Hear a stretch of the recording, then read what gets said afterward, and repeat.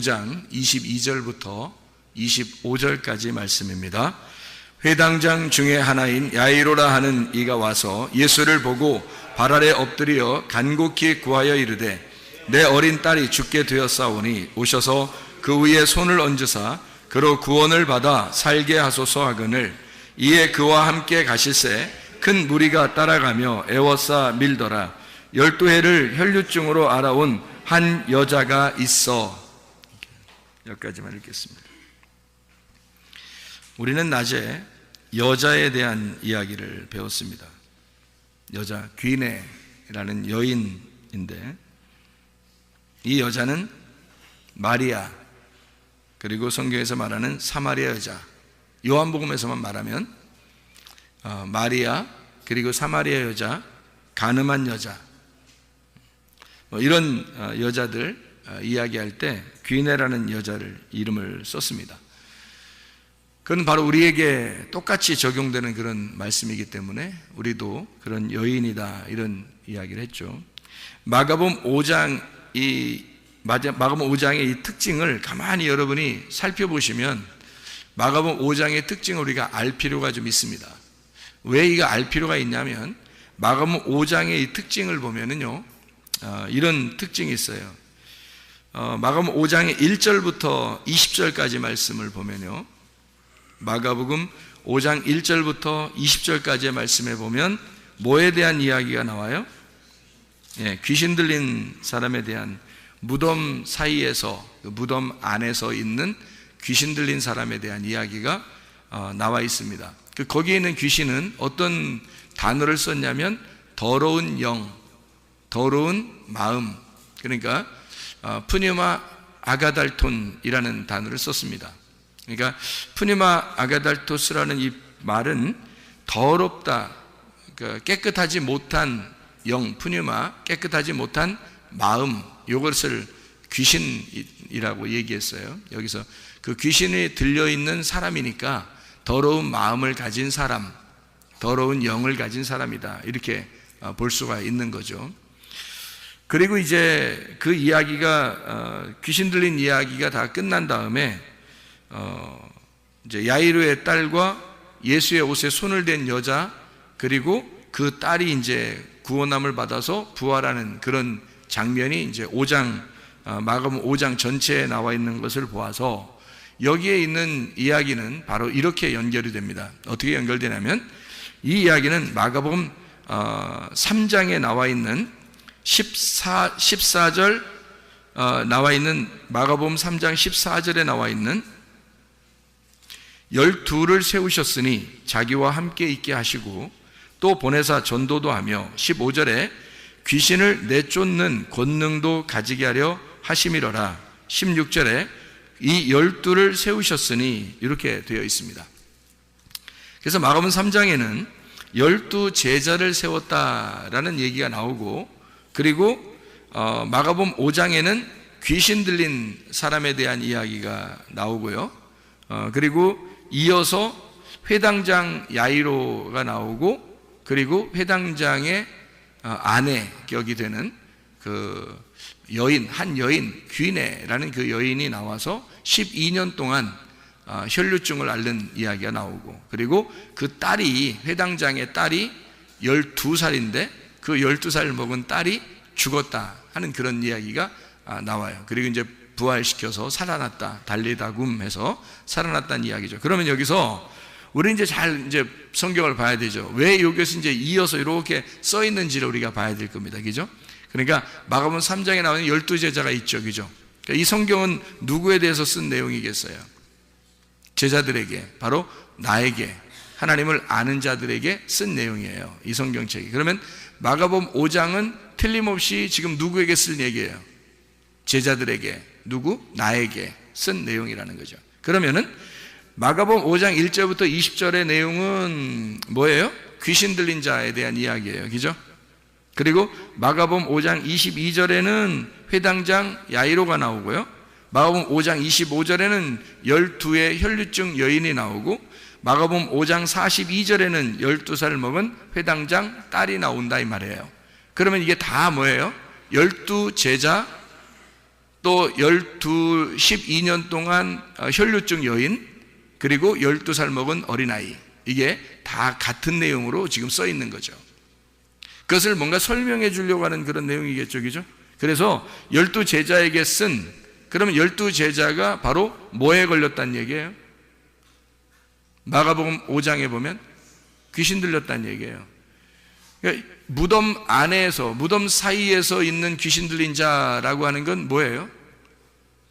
무덤 사이에서, 무덤 안에서 귀신 들렸다는 얘기인데, 그 무덤 안에서 귀신 들려 있는 사람을 얘기하는데, 그 무덤 안에가 어디예요?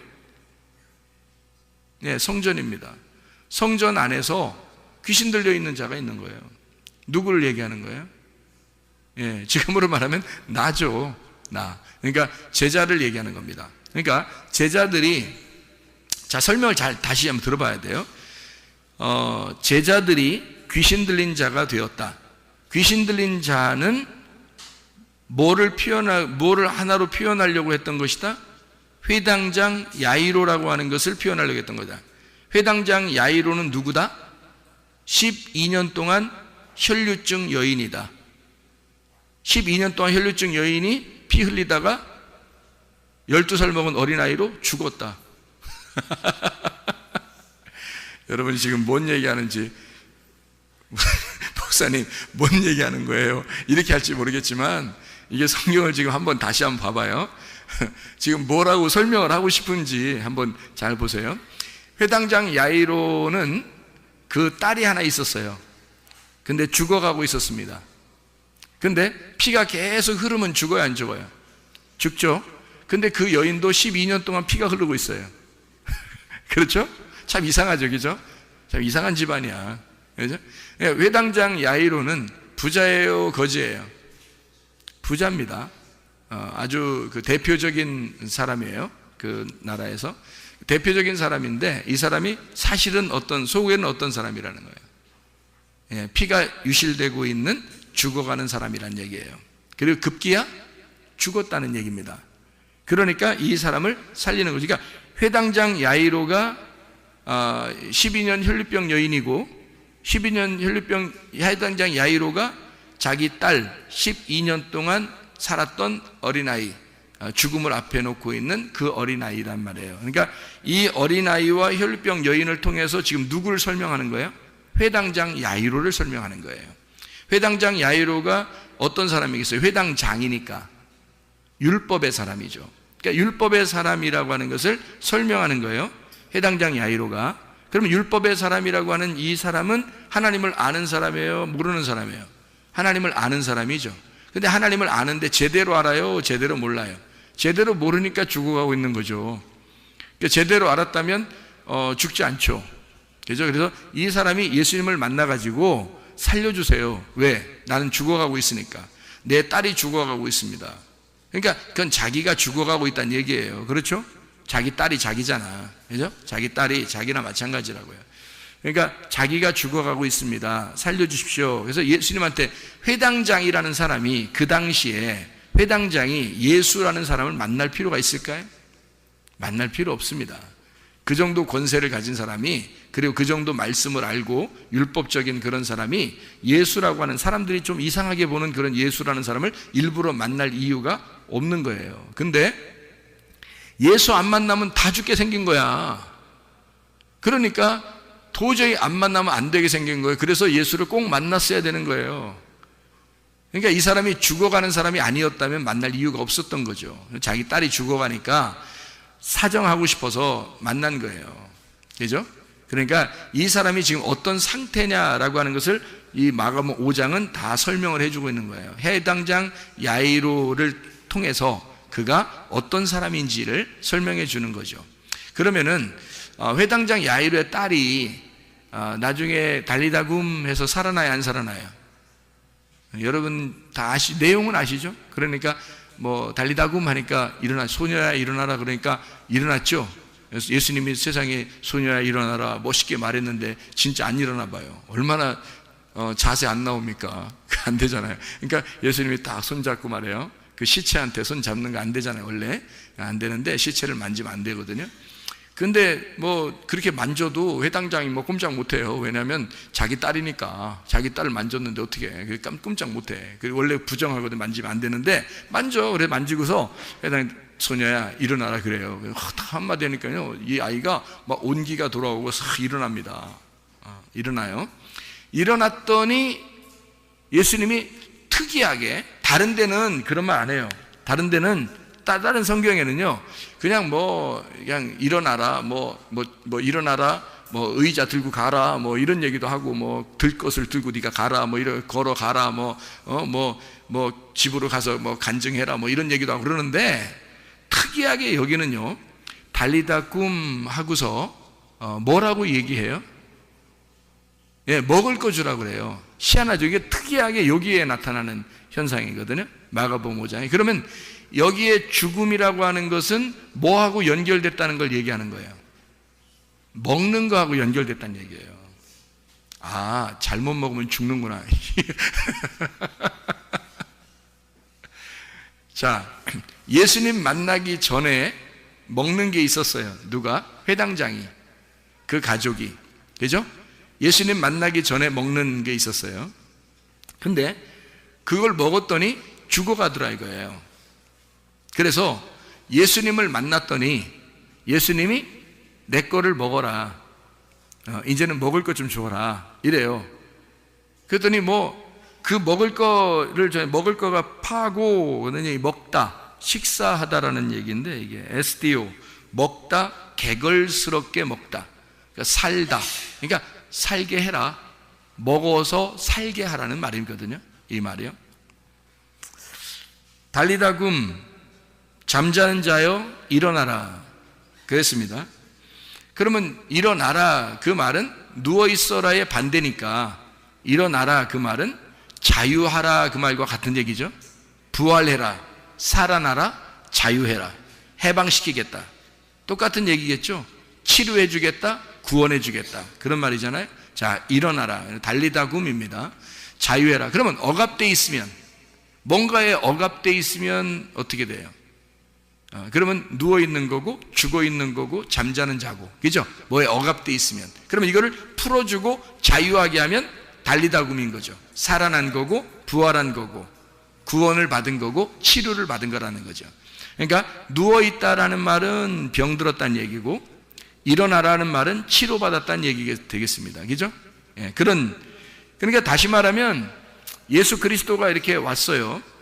와서 예수님을 만나고 그 죽어 있는 그 아이에게 달리다 굼 했어요.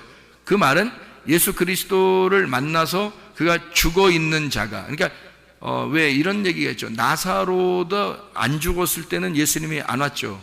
나사로, 요한복음 11장에. 근데 나사로가 다 죽는 것까지 기다리고 죽은 지 며칠 만에 예수님 오시죠.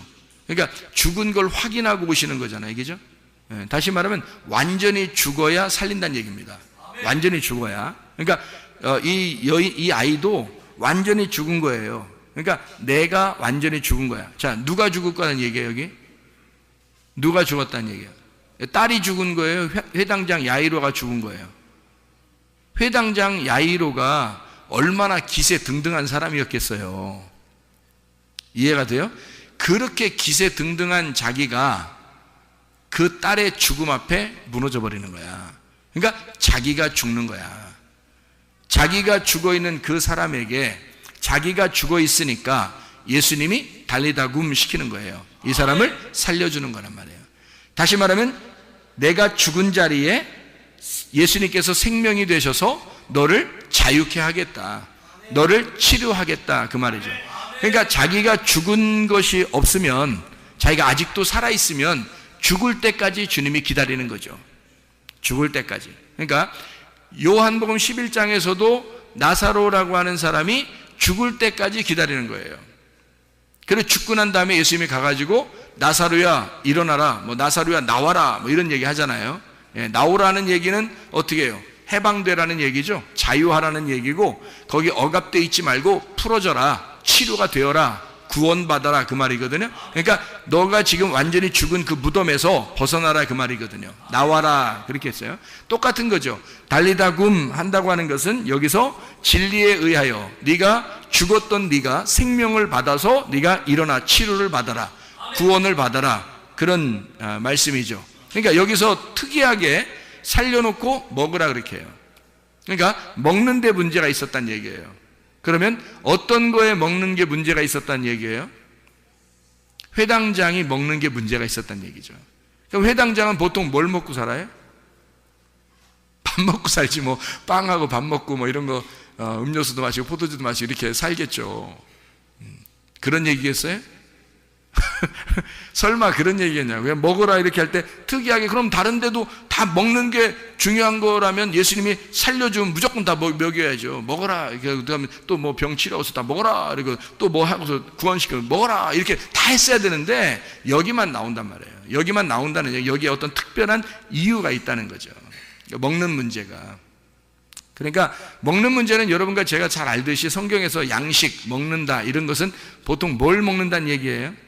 말씀을 얘기하는 거죠. 그러니까 먹는데 예수님이 주는 말씀하고 예수님이 오기 전에, 회당장을 만나기 전에 회당장의 집에서 먹던 음식이 있었던 거라야지, 그죠?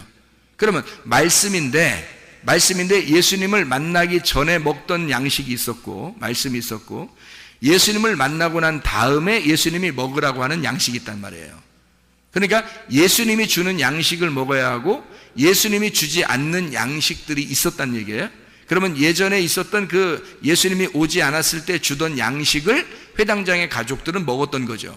그러니 생명이 다 빠져나가고 죽어가고 있다는 얘기예요. 실제로 죽었단 말입니다. 다시 말하면 그거를 죽이는 양식, 죽이는 말씀이었던 거죠. 그러면 그 말씀의 비교, 말씀이 비교가 돼서 이건 선한 말씀이야, 이건 악한 말씀이야, 이건 깨끗한 말씀이야, 이거는 더러운 말씀이야, 이거는 깨끗한 마음이야, 이거는 더러운 마음이야, 이건 깨끗한 영이야, 이건 더러운 영이야. 하나님의 말씀은 영이요 생명이야. 그러면 귀신의 말씀은 귀신의 영이고 귀신의 사망이야. 뭐 이런 얘기가 되겠죠, 그죠? 그러니까 그 말씀, 먹는 양식에 대한 이야기인데 그 먹는 양식에 하나는 나를 죽이는 말씀이 있고 나를 살리는 말씀이 있다는 거지. 그거를 두 개를 나누어서 설명하는 장면이 어디겠어요? 그러니까 여기 회당장 야이로의 이야기가 나오기 바로 전에 성전 안에, 다시 말하면 무덤 안에 귀신 들린 자, 그가 먹던 양식이 뭐였다는 거예요? 그러니까 귀신의 양식. 그러니까 성전 안에 있었던 영, 성전 안에 있었던 말씀, 성전 안에 자기들이 먹던 율법, 이런 얘기란 말이에요. 성전 안에서 자기들이 먹던 말씀들. 자, 이해가 되겠어요? 그러면 성전 안에서 먹던 이 회당장이니까 회당 안에 성전 안에 회당장이니까 이 사람은 틀림없이 율법으로 살던 사람이란 말이에요. 그런데 예수님을 초청할 수가 없어요, 원래는. 그런데 죽어가니까 할 수 없이 복음을 초청한 거예요. 그래서 자기가 죽어가니까 살고 싶어서, 사람이 병이 나서 너무 힘들면요, 진짜 낫기만 했으면 좋은 거죠. 진짜 죽어가는 사람이 살기만 했으면 좋다, 이런 얘기하는 것처럼 정말 죽어가고 있으니까, 너무 아프니까 낫기만 했으면 좋겠다는 거예요. 그러니까 이 사람이 이런 상태니까 예수님을 초청한 거예요. 이런 상태니까. 자기가 그런 상태가 아니라면 절대 예수를 초청할 사람이 아니죠, 이 사람이. 그러니까 자기가 어떤 상태니까 예수님을 초청하게 되었다, 그런 이야기가 되죠. 그러니까 이게 다 연결됐다는 얘기를 우리가 지금 제가 설명하느라고 그래요. 자, 12제자, 그리고 귀신 들린 자. 이제 귀신 들린 자면 우리가 귀신 들렸다, 이런 의미가 아니고, 그게 어떤 말씀을 가지고 있었던 사람이냐라는 그런 말이죠. 처음에는 어떤 말씀을 가지고 있었겠어요? 율법이라고 하는 거짓의 말씀, 하나님과 내용이 다른 그런 자기들끼리의 어떤 해석을 한 그런 말씀들, 자기의 의견이 충분한 그런 자기 견해가 있는 말씀들을 가지고 있었다는 거죠. 그러니까 이 사람이, 대표적인 사람이 누구라고? 회당장 야이로라고. 회당장 야이로니까 이 사람은 12해 12년 동안 피가 흘리는 아내를 두고 있고, 그리고 실제로 죽어가는 딸을 두고 있단 말이에요. 그러니까 이 가족은 세트로 지금 하나의 사람을 설명하기 위해서 세트로 지금 죽어가고 있는 겁니다. 이해가 되겠죠? 세상에서 죽은 자를 예수님은 뭐라고 불렀어요? 달리따고 하기 전에 이 여자를, 이 소녀를 뭐라고 했어요? 죽었다 그랬어요? 잔다 그랬어요? 세상에서는 죽었다고 했지만 예수님 안에서는 모두 다 잠을 자는 것이단 말이에요. 다시 말하면 어떻게 됐다고? 살아있다는 얘기입니다. 예수님 안에서는 살아있다. 여러분이 예를 들어서 지금 오늘 죽으면요, 죽었을까요? 살아있을까요? 살아있습니다. 여러분이 오늘 죽으면 오늘 살아있습니다. 여러분의 몸은, 시체는 아무래도 장례를 치러야 되겠죠. 근데 여러분의 영혼이 여러분 자신이니까 여러분 영혼은 하나님께서 어떻게 만나고 있겠죠. 그러니까 살아있는 거죠. 죽어 있는 게 아니죠. 그러니까 예수님은 차원을 넘어서 세상에서는 죽은 자지만 예수님 안에서는 차원을 넘어서 그가 잠을 자는 살아있는 자로 보는 거죠. 차원을 넘어서. 그러니까 하나님의 생명의 눈으로는 모두 다 살아있는 거예요. 하나님의 생명의 눈으로는. 근데 세상 사람들의 눈으로 보면 죽었다 살았다, 죽었다 살았다 딱 구분하는 거죠. 죄인이다 아니다, 눈 소경이다 눈 떴다, 이렇게 나누어. 세상 사람들이 볼 때는 그렇게 나누는 거고, 하나님 눈으로 볼 때는 소경이 아닌 거죠. 이해가 되겠어요? 죽은 자가 자는 것 뿐이고요. 하나님의 눈으로 보면 악한 자가 오히려 구원을 받을 만한 의인이 될 수 있는 거죠. 그러니까 하나님의 눈으로 볼 때는 그렇단 말이에요. 그러니까 병자는 어떻게 돼요? 하나님의 눈으로 보면 치료가 된 자가 보는 거죠. 병자는. 죽은 자는 살아있는 자로 보이니까. 그러니까 잠시 잠을 자고 있는 것 뿐이다. 다시 말하면 살아있는데 잠을 자고 있는 자녀들이니까 잠을 깨우는 거죠. 자, 나사로를 부활시킬 때도 예수님이 뭐라 그래요? 나사로야 나와라 그래요. 아니 죽은 자를 뭐 이렇게 부활해라 뭐 멋있게 막 손을 막 떨면서 막 이렇게 막 힘을 주고 막 이렇게 좀 장풍하듯이 막 그냥 바위를 깨뜨리, 그 왜 못하겠어? 뭐 하려마지 뭐 하나님 예수님이 뭐 그 정도 못하겠어? 손에다가 기를 모아가지고 이거 손가락 뭐 힘을 좀 줘가지고 말이에요, 바위에다가 한번 힘을 쏴버리면 말이에요, 이게 그냥 막 바위가 팍 터지고, 그 속에는 죽은 자가 막 팍 부활해서 그냥 사지가 갑자기 쫙 풀려가지고 나오면 진짜 멋있을 거 아닙니까? 진짜. 그런데 그냥 뭐 그런 거 하나도 없이 뭐 바위도 옮겨라 그러고 니네가 옮겨라 그러고 뭐 그리고서 뭐 나사로 보고 나와 뭐 이러고 이런단 말이에요. 나사로야 나와라 뭐 이렇게 그렇게 하고, 그리고 이제 또 수족을 매가지고 이렇게 나왔으니까 끼뚱끼뚱 이렇게 나왔을 거 아닙니까? 이렇게 끼뚱이 나오니까 니네가 풀러줘라 또 이러고요. 그 자기가 한 번에 해결할 수 있는 거를 안 하고 다 자기 사람들 보고 하라 그래요. 그러면서 그걸 같이 경험하라 그러는 겁니다. 이 나사로는 예수님이 볼 때는 뭐예요? 죽음 너머에 살아있는 자로 본 거예요. 그래서 나오라고 한 거예요. 죽은 사람으로 본 게 아니란 말이에요. 죽은 사람을 봤다면 뭐 살아나라라고 하든지 부활해라라고 하든지 뭘 했어야 돼요. 그리고 멋있게 표현도 좀 더 멋있게 했어야 되는데 그렇지 않고 그냥 옆에 있는 것처럼 일리 와 나와 뭐 문 닫고 있는 사람처럼 말이에요. 나와 뭐 이렇게 얘기한단 말이에요. 참 희한하죠. 그러니까 문 열어주는 것도 그 사람이 하는 게 아니라 예수님이 열어주는 게 아니라 사람들 보고 문 열어 그러면서 나와 이제 이렇게 얘기한 거잖아요. 그 안에 있는 나사로 보고 똑같은 현상이에요. 그러니까 예수님은 살아있는 그 자녀들에게 잠을 깨우면 되지 이렇게 생각하는 거예요. 그러니까 죽음 너머에는 반드시 살아있다는 겁니다. 그러니까 살아있는 존재로 예수님은 보고 있는 거고요. 우리들이 볼 때는 선과 악으로, 죽은 자와 산 자로, 또는 죄인과 의인으로, 소경과 눈뜬 자로 이렇게 딱딱 나누어 보잖아요. 그게 선악과예요. 그게 선악과. 근데 예수님의 눈은 그렇지 않죠. 예수님의 눈은 죽은 자로 보는 게 아니라 살아있는 자로 보는 거예요. 다 눈뜬 자로 보는 거예요. 소경으로 보는 게 아니고, 죄인으로 보는 게 아니라 의인으로 보는 거예요.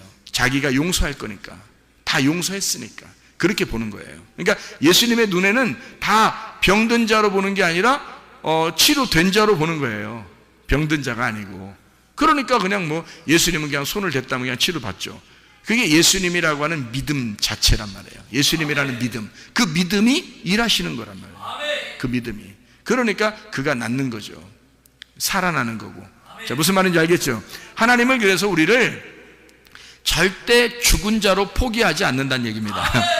하나님 우리를 절대 죽은 자로 포기하지 않는다는 거예요. 계속 우리를 살아있는 자로 보고 있다는 얘기예요. 그러니까 희망 있는 거야, 우리가. 하나님의 눈으로 보니까 우리가 희망 있는 거야. 내 눈으로 보면 희망이 없죠. 자기 눈으로. 사람들의 눈으로 보면, 세상 사람들의 눈으로 보면 희망이 없어요. 근데 예수님의 눈 안에서는 다 산 자들이니까 희망이 있는 거예요. 살아있는 자니까. 이미 죽어있는 자면 희망이 없죠. 그래서 여기서 사람들은 죽었다고 얘기하고 예수님은 살았다라고 얘기하는 거예요. 자고 있다, 잠시 자고 있는 거다라고 얘기하는 거죠. 그건 자는 자들에게 대한 희망이잖아요. 그죠? 이미 죽었다 그러면 희망이 없죠. 사람들이 볼 때 죽은 거지 예수가 볼 때 죽은 건 아니란 말이에요. 자, 무슨 말인지 알겠죠? 그래서 결국에는 이 이야기가 누구를 깨우기 위해서예요. 회당장 야이로를 깨우기 위해서예요. 그러니까 여기 12년 혈류병 여인과 그 다음에 그 12살 먹은 이 아이의 죽음을 통해서 누가 지금 혈류병이 있고 누가 지금 죽어가고 있냐면 회당장 야이로가 그렇게 되고 있는. 그래서 회당장 야이로가 누굴 만나니까 해결되는 거예요? 예수라는 복음을 만나니까 해결되는 거란 말이에요. 그러니까 여기 여러분 지금 나사로 얘기를 좀 했으니까 나사로 얘기를 조금 더 할게요. 나사로라는 얘기가 신약에 몇 번 정도 나올까요? 이게 나사로가 라자로스라는 단어인데 이게 엘아자르라는 구약에 있는 엘아자르, 그게 아브라함의 종 이름이죠. 엘리에셀, 엘아자르라는 그 엘아자르가 하나님은 돕는 자라는 단어고요. 그게 이제 돕는 배필 같은 그런 단어예요. 보혜사 같은 거고요. 하나님은 돕는 자다 할 때 엘아자르라는 단어를 쓰는데 그게 나사로라는 단어가 나오는데 이게 신약 성경에 몇 번 정도 나올까? 제가 한번 나사로라는 이름을 라자로스라는 이름을 다 찾아봤어요. 신약에 나오는 라자로스를 다 찾아봤다고요. 나사로 나오는 걸. 다 찾아보니까 몇 번 나오냐면 누가복음 16장에 한 번 나오고요. 그리고 요한복음 11장에 나오고 요한복음 12장에 나오더라고요. 3번만 딱 나옵니다. 그러니까 3번이 이제 세 번이 한 단어만 나오는 게 이제 나사로에서 16장에 누가복음 16장에 하나, 둘, 셋, 넷, 4번이 나오고요. 그리고 요한복음 11장에 하나, 둘, 셋, 넷, 다섯, 6번이 나오고요. 요한복음 12장에 하나, 둘, 셋, 넷, 5번이 나옵니다. 그러니까 몇 번 안 나와요. 그러니까 장수로 말하면 요한복음 11장하고 12장에는 누가 나오는가 하면 나사로가 예수님의 그 친구, 진짜 사랑하는 그 나사로 있잖아요. 그 죽었다가 살아난 나사로 할 때는 요한복음 12장에 나오는 거고, 나사로를 살려준다 할 때 나오는 건 요한복음 11장이에요. 그러니까 요한복음 11장하고 요한복음 12장은 둘 다 죽은 나사로 살리는 그 얘기만 나오는, 그 사람만 나오는 거예요. 우리가 잘 아는 누가복음 16장에는 거지 나사로, 그거만 나오는 겁니다. 그러니까 나머지는 하나도 안 나와요. 신약에 나사로라는 이름이 하나도 안 나와요. 요것만 딱 나와요. 그러면 뭔가 전해주는 의미가 좀 있겠죠. 그러면 거지 나사로, 부자를 만났다고 하는 그 거지 나사로, 거지라는 이 거지 나사로가요, 거지가 푸토코스라는 단어거든요. 거지, 아무것도 없다, 거지라는 말. 그래서 거지라고 하는 거를 또 이제 성경을 쭉 다 찾아봤어요. 거지라고 나오는 그 단어, 푸토코스라는 단어를 신약의 전체가 다 푸토코스가 얼마나 나오나 봤더니 마태복음부터 요한계시록까지 몇 번이 나오냐면요, 하나, 둘, 셋, 넷, 다섯, 여섯, 일곱, 여덟, 아홉, 열, 열하나, 열둘, 열셋, 열넷, 열다섯, 열여섯, 열일곱, 열여덟, 열아홉, 스물, 스물하나, 스물둘, 스물셋, 스물넷, 스물다섯, 스물여섯, 스물일곱, 스물여덟, 29, 30, 31, 32, 33, 33번이 나와요. 이 거지라는 푸토코스라는 단어가. 다 적어봤더니 그 중에서 이제 마태복음 5장 3절에 여러분 아시죠? 마태복음 5장 3절은 뭐라고 돼 있어요? 심령이 가난한 자는 복이 있나니 천국이 저희 것이며 이렇게 돼 있죠. 그러니까 천국을 가는 자는 심령이 가난한 푸토코스. 근데 이 거지가 거지 나사로 할 때의 거지예요. 그게 같은 입장에서 쓴 단어들이란 말이에요. 그래서 마태복음만 몇 개 이렇게 읽어보면, 마태복음만 몇 개 읽어보면요, 마태복음 5장 3절에 심령이 가난한 거지, 그 가난하단 말이 거지란 말이고요. 마태복음 11장 5절에 나온 맹인이 보며 못 걷는 사람이 걸으며 나병 환자가 깨끗함을 받으며 못 듣는 자가 들으며 죽은 자가 살아나며 가난한 자에게 복음이 전파된다 할 때 그 가난한 자 거지에게만 복음이 전파된다고 되어 있어요. 그러니까 복음이 가난한 거지에게만 복음이, 푸토코스에게만 복음이 전파된다는 거예요. 그러면 누구만 구원받아 천국 간다는 얘기예요? 거지만 천국 간다는 얘기예요. 거지만. 그러니까 누구만 아브라함의 품에 들어가 있다는 얘기예요. 아브라함은 하나님의 품이고 하나님 아버지의 품이란 얘기예요. 말씀의 품에 들어간다는 얘기는 거지만 들어간다는 얘기예요. 거지만. 그러니까 거지에게만 복음이 전파되니까. 그게 성경에 나와 있는, 지금 마태복음만 몇 개 읽어도 그렇단 말이에요. 그리고 이제 뭐 19장, 마태복음 19장 21절에 보면, 19장 21절에 보면 예수께서 이르시되 내가 온전하고자 하냐, 가서 내 소유를 팔아 가난한 자들에게 주라 그랬어요. 가난한 자들에게 주라. 그리하면 하늘에서 보화가 내게 있으리라. 그리고 와서 나를 따르라. 이렇게 되어 있거든요. 이 가난한 자, 거지를 얘기하는 겁니다. 그러면 거지는 예수를 말하는 것이고, 먼저는 예수님을 말하는 것이고, 진짜 예수가 있는 자를 말하는 거죠. 그러니까 거지에게 소유를 팔아 나누어 주라라고 하는 건 그들에게 복음을 나누라 이런 말이거든요. 그러니까 네가 진짜 온전하려고 하다면 그렇게 해라, 그런 얘기고요. 26장 마태복음 26장 9절의 말씀에 보니까 이것을 비싼 값에 팔아 가난한 자들에게 줄 수 있었겠도다. 이건 무슨 얘기인지 아시죠? 이게, 그죠? 향유값 깨뜨린 거예요. 그랬더니 11절에 뭐라고 예수님이 뭐라고 하냐면, 가난한 자들은 항상 너희와 함께 있잖아. 나는 항상 함께 있지 않잖아. 이렇게 얘기해요. 이거는 죽음을 준비하기 위해서 한 것이다 라고 얘기하기 때문에, 예수님은 죽으시는 예수님은 한 번 죽잖아요. 그 한 번 죽으시는 그 예수님에게는, 예수님은 항상 있는 건 아니잖아요. 한번 죽음을 위해서 있는 거니까. 근데 나머지 가난한 자들은 항상 있대요. 그 말은 뭐예요? 예수는 항상 살아있다는 얘기예요.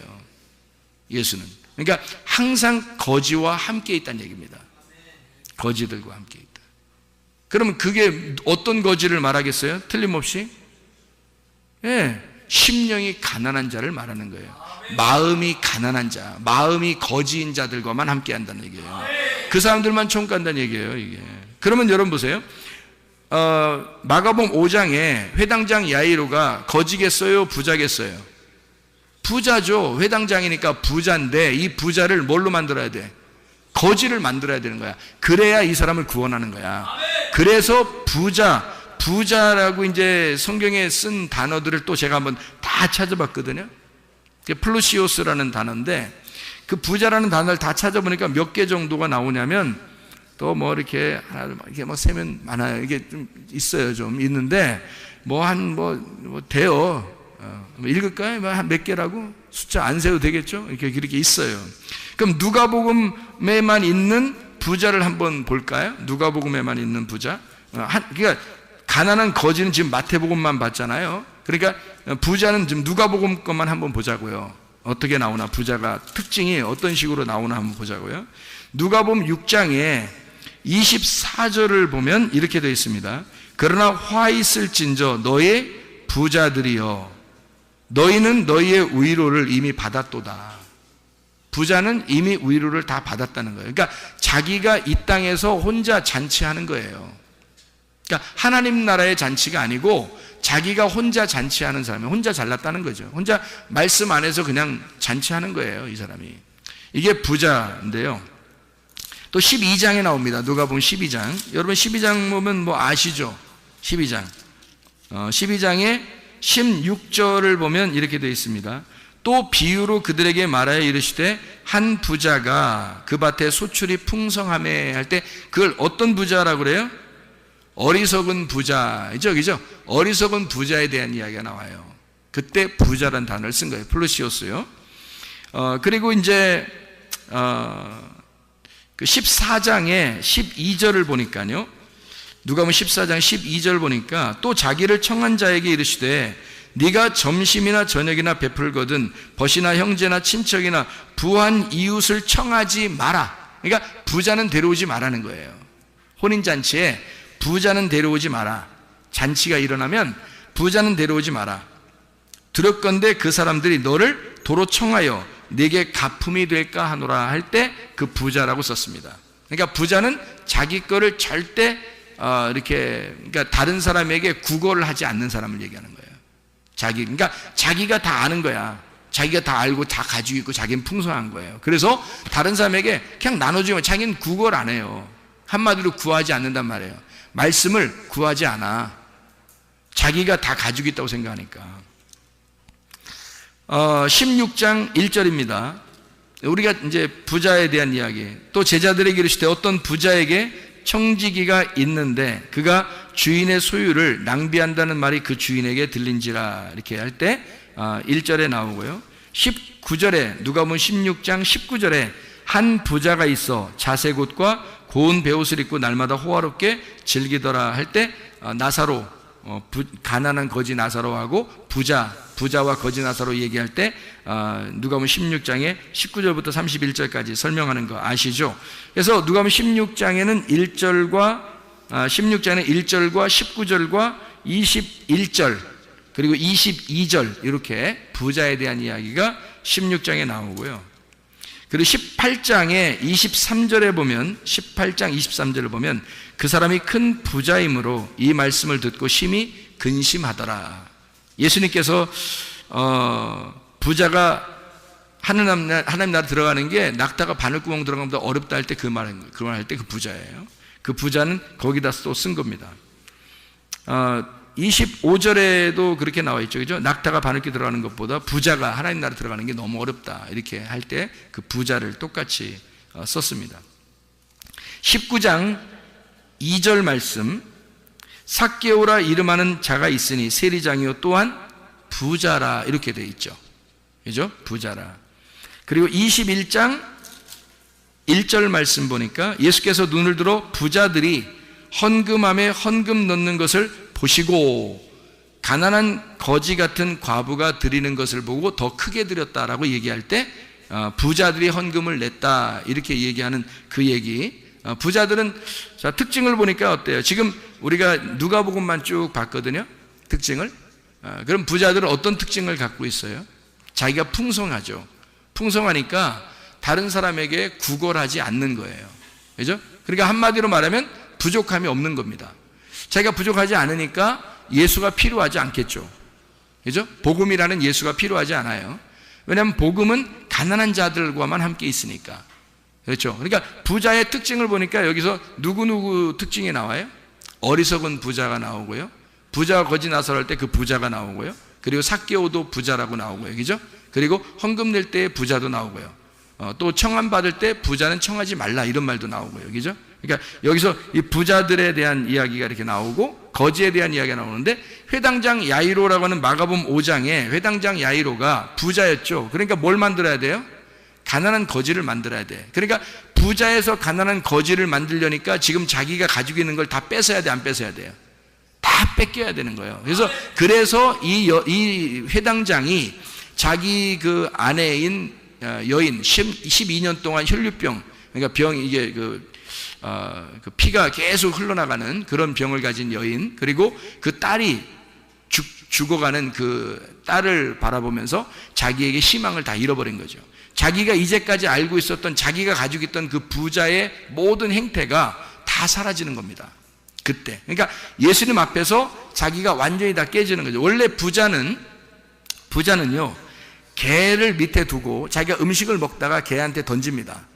그러면 개가 이제 그걸 받아먹거든요. 그런데 수르보니게 여인 알죠? 수르보니게 여인. 그 수르보니게 여인은 자기를 개만 또 못하게 여겨 예수님이. 그래서 수르보니게 여인한테는 내가 개들한테 주는 말씀도 개한테 던져주는 것도 못 주겠다. 뭐 이런 얘기를 해요. 그러니까 내가 개들한테는 줄 수 있지만 너한테는 못 준다, 이런 얘기도 되는 거고요. 개한테 주는 것만큼도 너한테는 할 수 없다, 이렇게. 그러니까 부자들도 개한테 던지지 않습니까? 라고 얘기하면서 예수님은 뭐라고 하냐면, 그 여자의 얘기에 예수님 뭐라고 대답하냐면, 나는 이스라엘의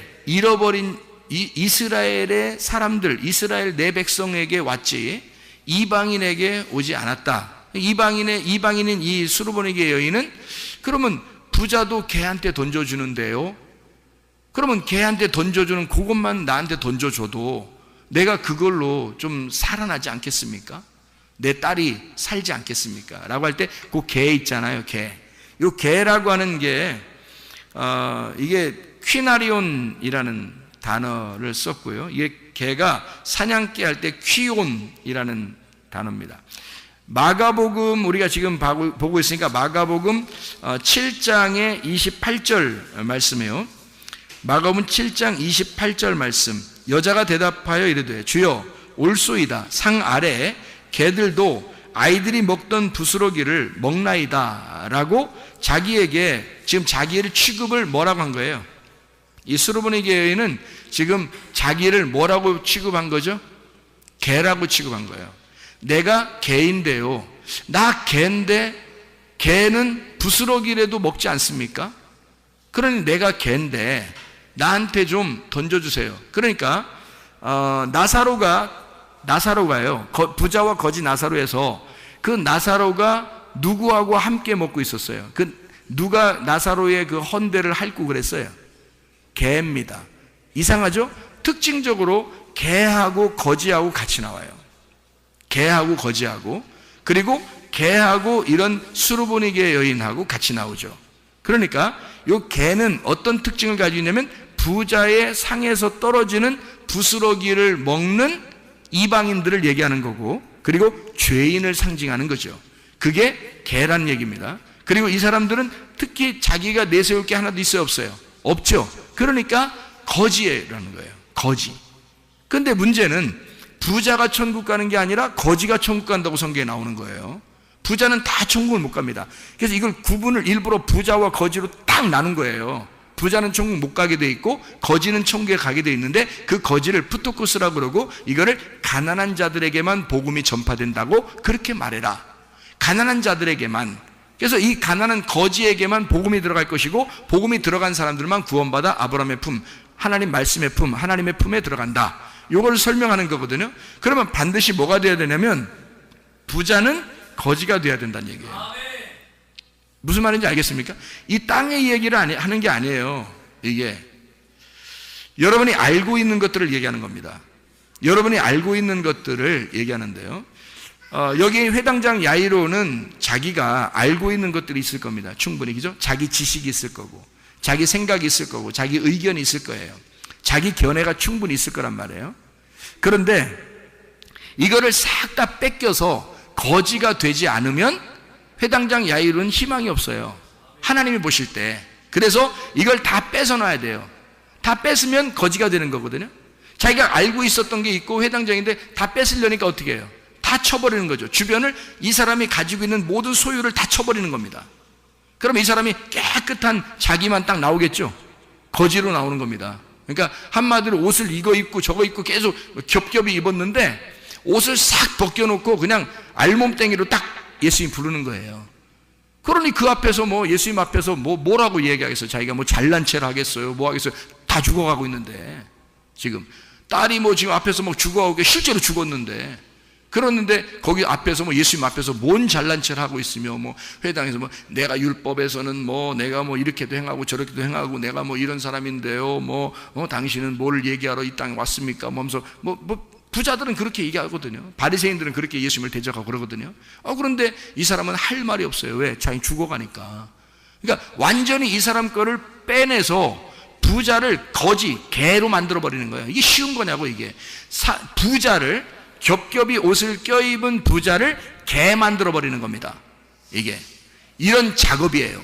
그래, 이 작업을 하는데 보통 이 작업이냐고, 이게.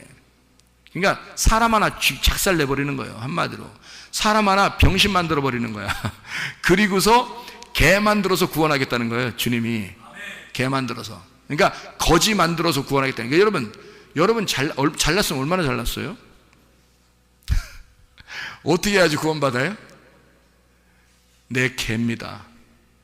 내가 가면 생각하니까 그지예요. 나 개입니다. 나 아무 가진 게 없네요.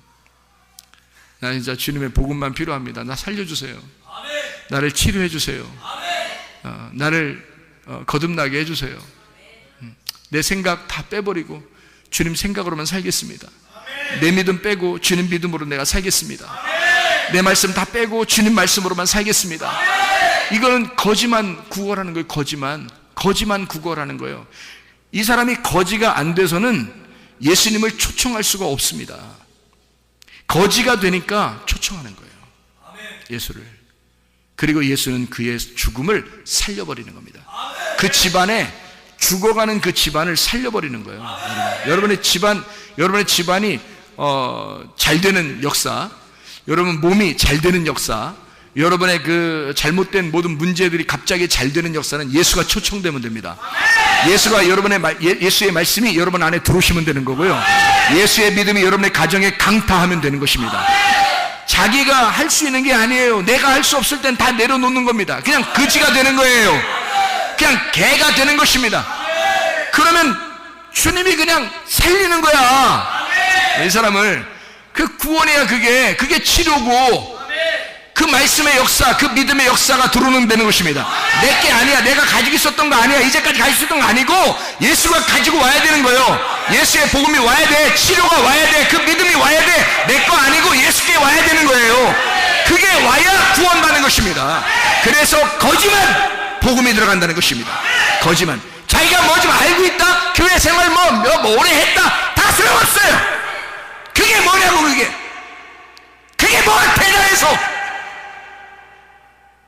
저도 태어날 때부터 뱃속부터 그렇게 신앙생활을 오래 하고 목사 되고 신학 공부하고 열심히 했던 사람이에요. 그게 뭐? 그래서 다 필요 없어요. 주님 앞에서 내가 벌거숭이 모습으로 나 거지예요. 나 죽어가고 있어요. 주의 복음이 필요합니다. 치료자가 필요합니다. 살려주십시오. 그게 필요한 거란 말이에요. 모압 여인 룻이라는 여인이 있죠. 귀내입니다. 신약으로 말하면 그 여인이 귀내라는 여자예요. 귀내라는 여자는 마리아, 그리고 가늠한 여자, 사마리아 여자, 이게 다 귀내입니다. 남편을 구하는 여자예요. 너무 불쌍한 사람들이죠. 그런 사람들 주님께서 외면하지 않습니다. 반드시 주님은 신랑으로 찾아오십시오. 모압 여자 이 룻 희망이 있습니까? 자기 남편 죽고 희망이 있어요? 그래서 이스라엘로 시어머니 따라서 돌아왔어요. 우리나라 말로, 우리나라 같이 따지면 가장 관계가 안 좋은 사람하고 온 거예요. 가장 관계가 좋은 사람이었어요. 성경에선 그렇단 말이에요. 성경에선 가장 관계가 좋은 사람으로 왔는데, 한국 말로 따지면, 한국 사람의 그 정서로 따지면 가장 관계가 안 좋은 사람으로 온 거란 말이에요. 아무도 의지할 사람이 없어요. 시어머니 하나 붙들고 왔으니까 시어머니 하나 받고 대화할 사람이 없어요. 그런 사람이에요. 얼마나 외롭겠어요. 아무도 만날 수도 없고 그냥 그 여인, 그 시어머니 하나 따라서 왔어요. 시어머니가 어떤 나라 사람이냐면요, 이스라엘의 베들레헴 사람이에요. 다시 말하면 말씀입니다. 베들레헴에서 예수가 태어나잖아요. 그러니까 그 하나님의 거듭난 그 장소란 말이에요. 하나님의 거듭난 장소에서 온 여인, 그 여인을 따라서 모압 여자가 전혀 구원받을 수 없는 여자예요. 여러분과 저 같은 그런 귀인입니다. 전혀 희망 없는 여자가 그 여인, 베들레헴에서 온 여인, 그 여인 시어머니 따라서 온 거예요. 하나님의 말씀 붙잡고 따라온 겁니다. 와서 아무 희망이 없는데 그 여자가 우연히 어딜 들어갔다고요?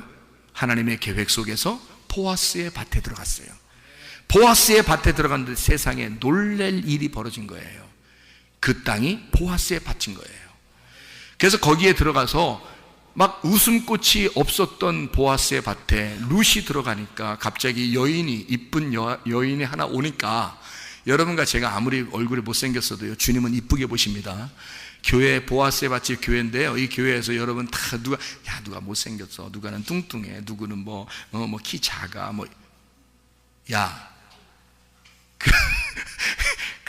그런 소리, 주둥이라고 그건 다 주둥이에요. 그건 입이 아니에요. 그런 게 어딨어요. 보아스의 밭에는 지금 룻만 들어오면 웃음꽃이 피는 장소가 된 거예요. 룻이 들어와서 괜히 화기애애해진 거예요. 보아스가 괜히 기분 좋아해요. 저 여인이 누구냐? 다 물어보고, 괜히 물어봐요. 왜 물어봐? 어떤 여자야? 이러면서 괜히 물어보고 그래요. 그리고 다 알고 있었어요. 근데 그 여인한테 친절을 베풀고 막 이럽니다.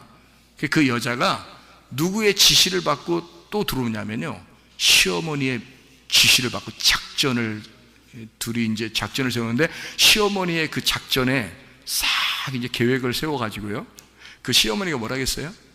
말씀, 보아스를 연결해주는 성령님입니다. 그게 시어머니예요. 그래서 이 룻이 그 말씀에 따라 그 계획의 작전을 딱 짜가지고요, 들어왔어요. 이 여자는 신약으로 말하면 뭐라겠어요? 마리아와 같은, 사마리 여자와 같은, 가늠한 여자와 같은, 해산하는 여인과 같은 그런 여자라 그랬죠. 그런 귀내는 바로 뭘 해야지 귀내가 완성이 되는 거예요? 이 뱃속에 잉태를 해야 이게 완성이 되는 거예요. 아이가 태어나야 이게 여자가 완성이 되는 거예요. 귀내는 부족한 밭이에요. 부족한 배를 가진 여자, 씨가 필요한 여자, 이게 귀내란 말이에요. 그래서 뭔가가 채워져야 할, 남편을 만나야 할 여인이 귀내란 말이에요. 그래서 이 여인도 남편을 만나야 돼요. 이 뱃속에 아들이 잉태가 되면 되는 거예요. 그러면 자기의 지금까지 죽어가던 그 생명이 빠져나가는 피가 흐르던 것이 멈춘단 말이에요. 이 여자가. 이게 혈류병 여인이라는 거지. 이 혈류병 여인도 피가 자꾸 새는 거예요. 죽어가는 거잖아요. 근데 임신을 해버리면 피가 딱 멈춥니다. 이해가 되겠어요? 임신을 해버리면 속에 아이가 딱 들어가면 그러면 딱 멈춰요. 누가 주인이 된 거예요? 아기가 주인이 된 거예요. 아기가 들어가서 이제까지의 내 몸에 주인이 나였는데 아기가 들어와서 아기가 주인이 돼버리는 거예요. 그러면 이 여자가 자기가 주인이니까 지금 어느 나라 여자로 왔어요? 모압 여자로 왔는데 아기는 지금 누구 아기를 받았어요? 보아스의 아기를 받은 거예요. 그러니까 지금 이 속의 뱃속은 지금 누가 자라나고 있는 거예요? 베들레헴 사람이 자라나고 있는 거예요. 베들레헴에서 태어난 예수가 자라나고 있는 거란 말이에요, 속에. 이해가 돼요? 그러니까 이 귀내는 뭐 할 때 완성이 된다고? 이 밭에 씨가 들어가서 정착을 하고 출산, 이것이 씨가 터져 나오면 이게 완전히 완성이 되는 밭이 되는 거란 말이에요. 밭이 그러니까 혼자 자기가 주인이었었는데 씨가 들어오니까 씨가 주인이 돼버리는 거야. 그래서 씨가 주인이 되니까 밭이 자기가 완전히 씨한테 정복당한 거야. 그러니까 씨가 주인이 돼버린 거지. 씨가 자기 밭을 완전히 정복해버린 거예요. 이 아기가 이 엄마를 완전히 정복해버린 거야. 엄마는 아기한테 꼼짝 못하는 거예요. 그러니까 모압 여자가 베들레헴 사람이 돼버리는 거지. 이해가 됩니까? 모압 여자가 베들레헴 사람이니까 뭐가 들어오니까? 말씀이 들어오니까, 보아스의 씨가 들어오니까 베들레헴 사람이 돼버리는 거야. 이게 베들레헴 아기 예수를 잉태하게 되는 놀라운 여자가 돼버렸단 말이에요. 그래서 그게 귀내가 진짜 씨를 받는 그 순간이 있었다고요. 룻기서에 잘 보세요. 룻기서의 3장의 9절입니다. 3장의 9절. 룻이 보아스의 옷을 덮고 있습니다. 룻이 와가지고요, 살짝 보아스의 옷을 덮은 거예요. 나를 덮으소서, 나를 덮으소서. 그러니까 보아스의 아내가 되는 거야. 여러분, 보아스의 아내가 되는 거야. 말씀이 이 속에 들어와 임신이 되면, 그러면 이 여자는 신분이 바뀌어버리는 거예요. 이해가 됩니까? 마가복음 5장의 혈류병 여인은 귀인입니다. 남편을 만나야 하는 씨가 필요한 여인이란 말이에요. 그래서 이 여자가 뭘 만졌어요? 예수의 옷자락을 만진 거야. 무슨 말인지 이제 감이 잡히셔야지. 배도 잡히고 사과도 잡히고 포도도 잡히고. 이 여자가 왜 옷을 만졌겠어요? 룻이 보아스에게 자기를 덮으소서, 내가 당신의 옷의 밑에 있습니다. 혈류병 여인이 예수님의 옷자락을 만지며 나는 이 옷자락을 만지면 낫을 것이다, 이 남자가 나의 남편이 될 것이고 이 남자가 나에게 이 말씀이라는 씨를 줄 것이다, 나는 이 남자의 말씀을, 이 남자의 아이를, 이 속에 예수를 잉태하게 될 것이다, 나는 살아날 것이다, 죽은 내가 살아날 것이다, 병들어 죽어가는 내가 살아날 것이다, 이거를 믿은 것입니다. 이 여자가 나는 당신의 아내요, 나는 당신을 바라보는 사람입니다, 나는 당신의 옷을 날 덮으소서, 나를 살려주소서, 나를 치유해 주소서. 말씀이 여러분 속에 들어가 일하시게 하시기를 바랍니다. 기도하겠습니다. 우리 하나님 앞에 간절하게 한번 기도합니다. 주여, 세 번으로 기도합니다. 우리 하나님, 나는 귀인입니다. 나는 희망이 없는 여인이에요. 주여, 나를 살려주소서, 나를 치유해 주소서, 나를 구원해 주소서. 주여, 삼위 기도합니다. 주여,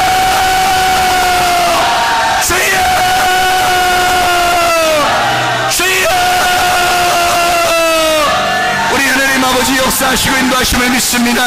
살아계신 우리 하나님 역사하심을 믿습니다. 말씀이 우리의 속에 잉태되어 우리 하나님 말씀이 일하시게 도와주옵소서. 말씀이 주인되게 하옵소서.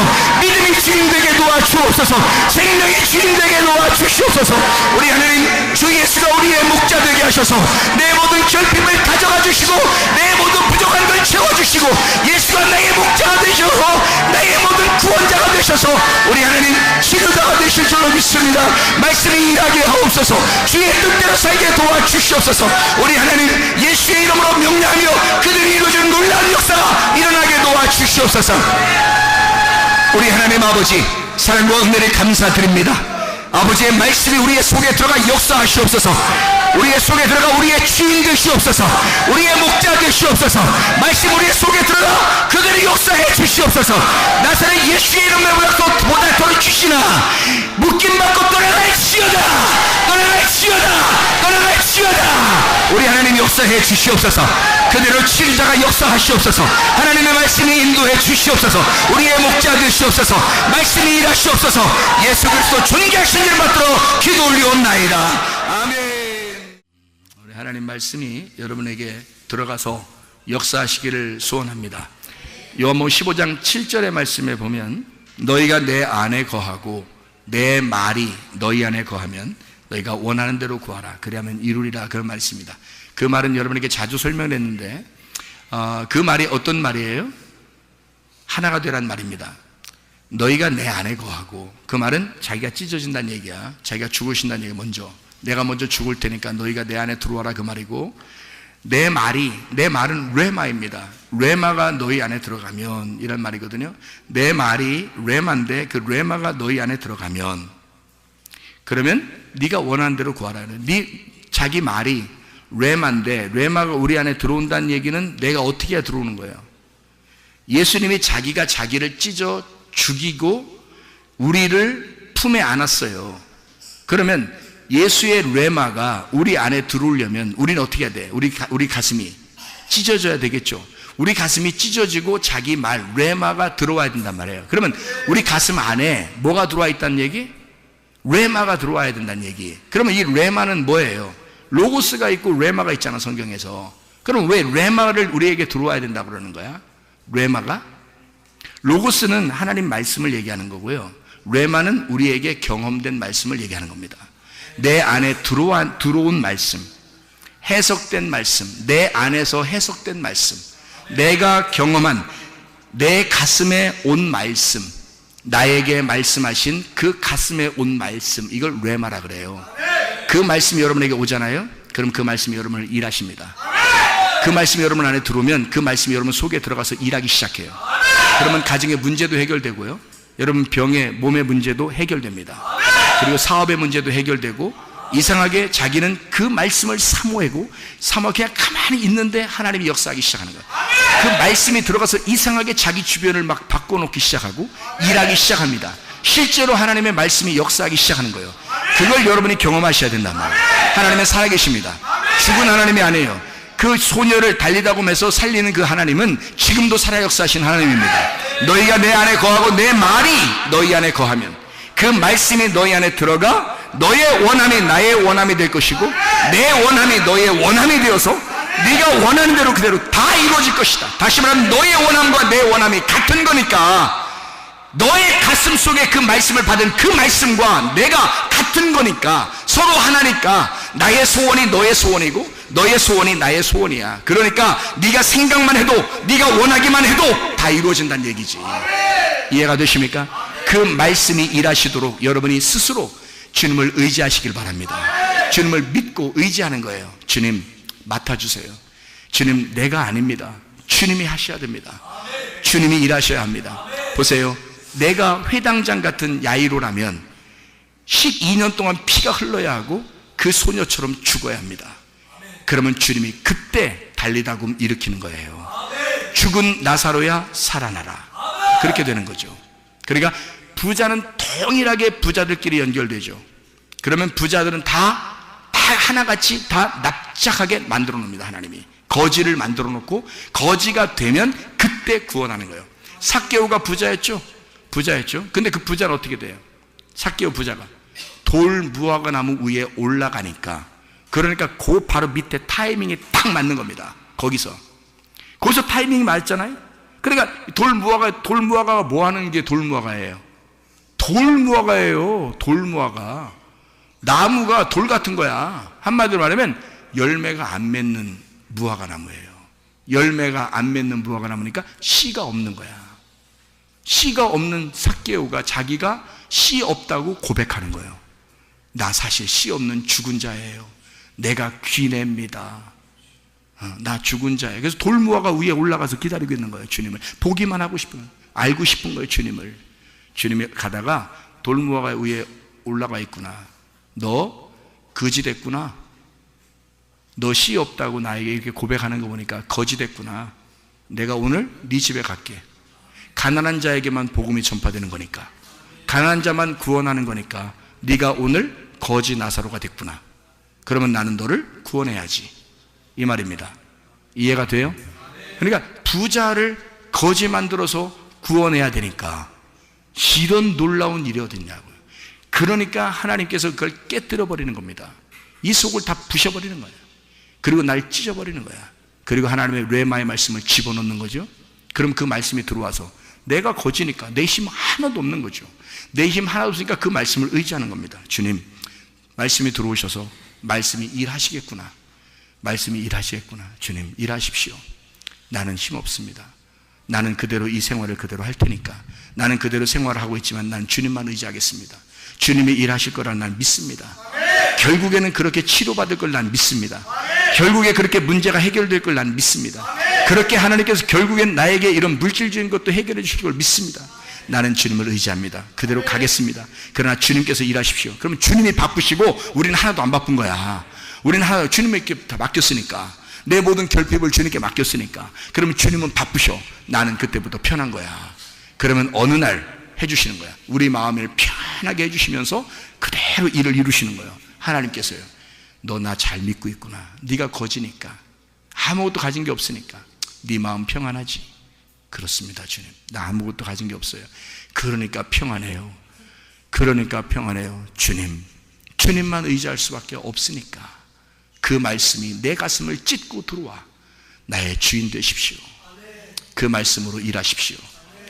그 말씀으로 여러분 가정에 하나님께서 일하시기를 바랍니다.